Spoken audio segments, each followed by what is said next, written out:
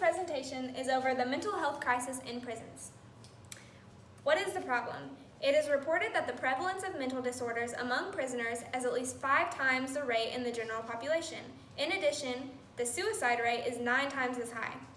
A large proportion of inmates with serious mental disorders are ignored by the clinical staff, and those who do receive treatment receive inadequate treatment. It has been suggested that prisons have become the modern-day warehouse for the mentally ill. In the past decade, America has been locking up increasing numbers of individuals with mental conditions.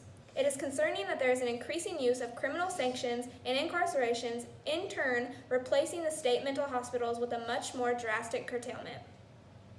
There is a Federal Bureau of Prisons policy in place that we will discuss later that is meant to address the needs of mentally ill inmates, but many studies have shown that both the treatment and screening processes are inadequate.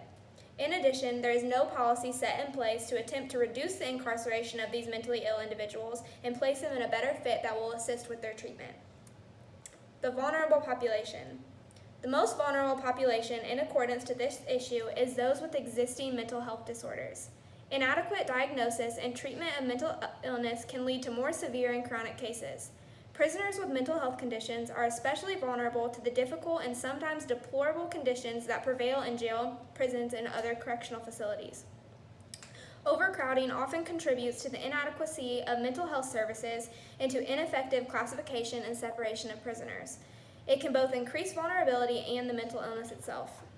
The incarceration experience alone poses a challenge to mental health treatment. Untreated mental health conditions are known to result in poor adjustment to life in prison.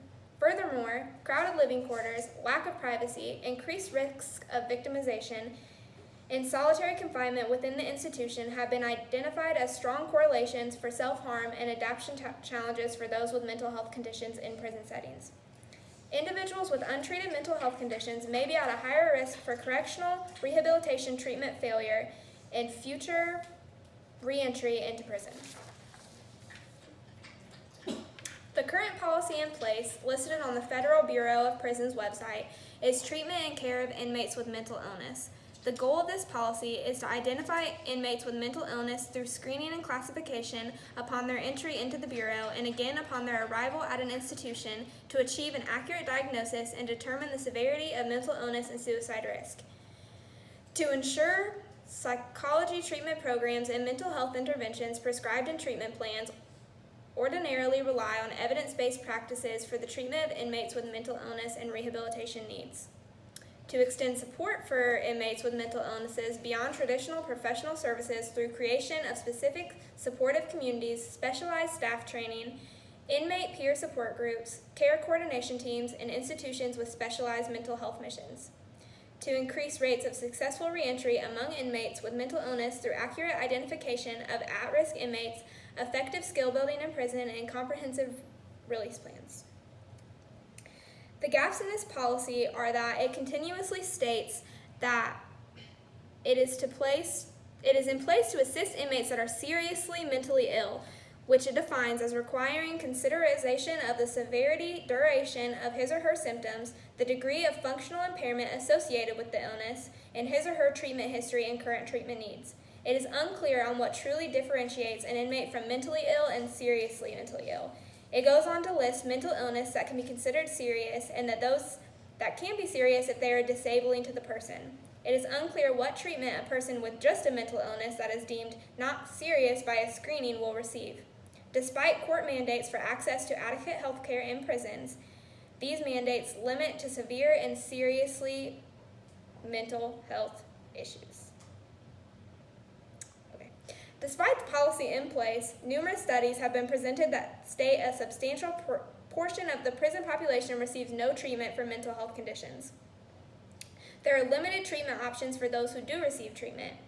Most importantly, there is no policy in place that's preventing this mass incarceration of mentally ill people in an institution that is provenly not serving their needs but rather debilitating them.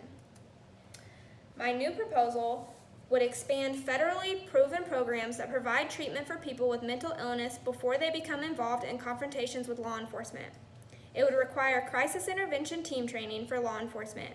These teams consist of officers who are trained to respond to calls involving mental illness and are consistently found to reduce the arrest and incarceration of individuals with severe mental illness. The bill would increase training for all law enforcement on how to interact with people in a psychiatric crisis. This bill would fund mental health courts, which is programs proven to divert qualifying criminal defendants with mental illness from jail into community-based mental health treatment. Nationwide, less than 40% of the U.S. population lives in jurisdictions with mental health courts.